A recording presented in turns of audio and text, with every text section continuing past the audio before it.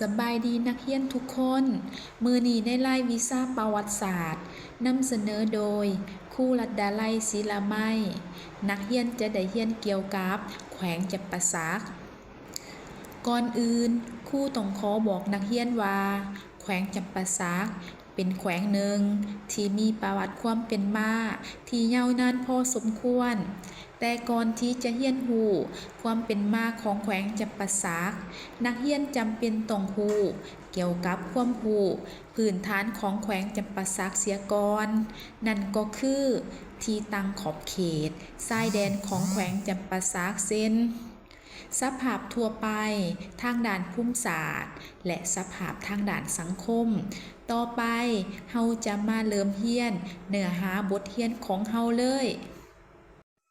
จำปาสักเป็นแขวงหนึ่งใน17แขวงกับ1นครหลวงเวียงจันทน์ตั้งอยู่ทางใต้สุดของประเทศลาวซึ่งมีนครปากเซ่เป็นเมืองหลักของแขวงถือเป็นศูนย์กลางทางด้านการเมืองการปกครองและเศรษฐกิจรวมไปถึงการท่องเที่ยวของลาวตอนใต้มีเนื้อที่ทั้งหมด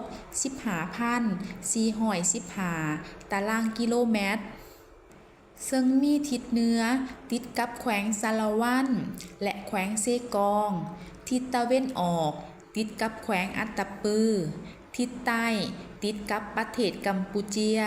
และทิศตะวันตกติดกับประเทศไทยแขวงจำปาสักมีแม่น้ำคลองไหลผ่านกลาง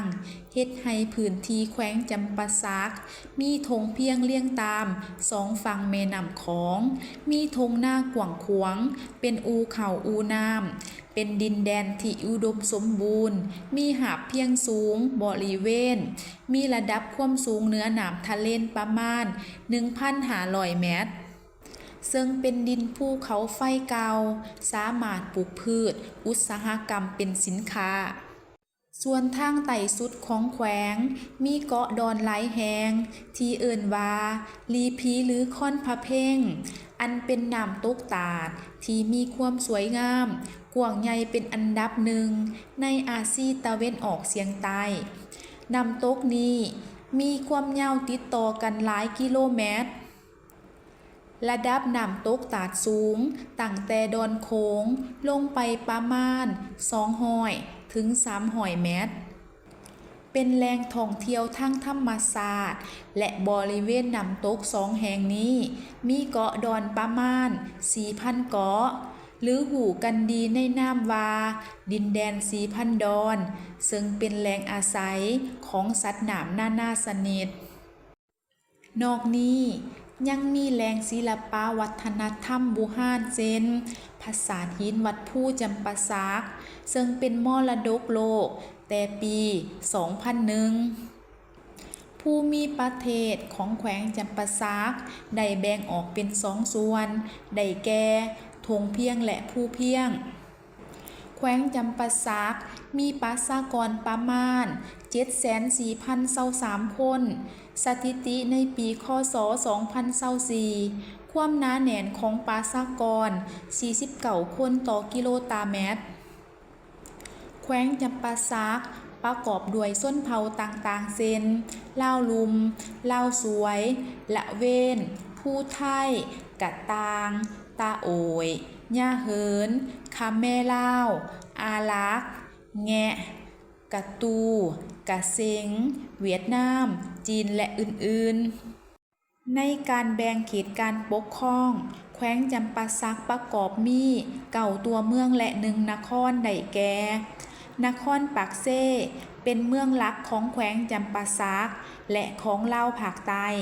ซึ่งเป็นเมืองที่ตั้งสำนักงานว่าการแขวงและห้องว่าการแขวงจำปาสักทั้งหมดเมืองสันนาสมบูรณ์เมืองบาเจียงเจริญสุขเมืองปากซองเมืองปทุมพรเมืองโพนทองเมืองจำปาสักเมืองสุขุมาเมืองมุนลาปาโมและเมืองโขงเป็นเมืองไต่สุดของประเทศลาวแขวงจำปาสักมีทางหลวงหมายเลข13ไต่เชื่อมต่อกับแขวงสารวันสวรรณเขต คำมวนบริคำไส้นครหลวงเวียงจันทน์และประเทศกัมพูเชียทางหลวงหมายเลข16เชื่อมต่อกับประเทศไทยทางหลวงหมายเลข18เชื่อมต่อกับแขวงอัตตปือทางหลวงหมายเลข20เชื่อมต่อกับแขวงสะลาวัณและทางหลวงหมายเลข23เชื่อมต่อกับแขวงเซกองทางด้านเศรษฐกิจนครปากเซ่เป็นเมืองหลักทางด้านการค้าการลงทุนเป็นบอนไหวสินค้าที่มาจากต่างประเทศเช่นประเทศไทยประเทศเวียดนามประเทศจีนและประเทศอื่นๆก่อนที่จะกระจายสู่แขวงและเมืองต่างๆของสีแขวงภาคใต้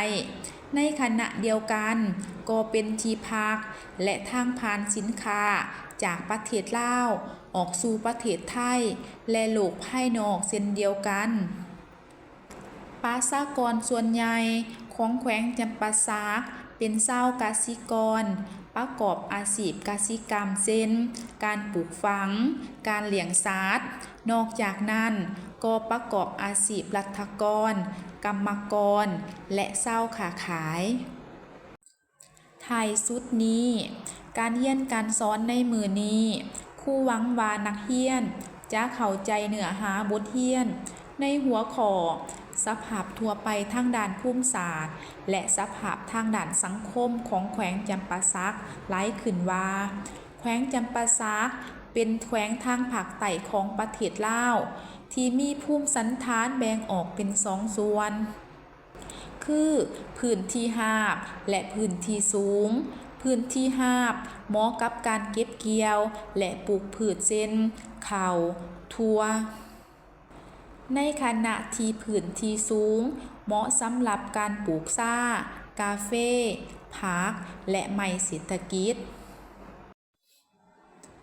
แขวงจำปาสักมีประชากรประมาณ 7,4,023 คนประกอบมี9ตัวเมืองและ1นครมีถนนหมายเลข13ซึ่งเป็นถนนสายหลักของสปป.ลาวนอกจากนั้นแขวงจำปาสักยังเป็นแหล่งที่สำคัญทางด้านเศรษฐกิจและการท่องเที่ยวของลาวทางภาคใต้เช่นสีพันดอนสำหรับมื้อนี้ครูขอจบการเรียนการสอนเพียงเท่านี้ก่อนแล้วพบกันใหม่ในชั่วโมงหน้าสบายดี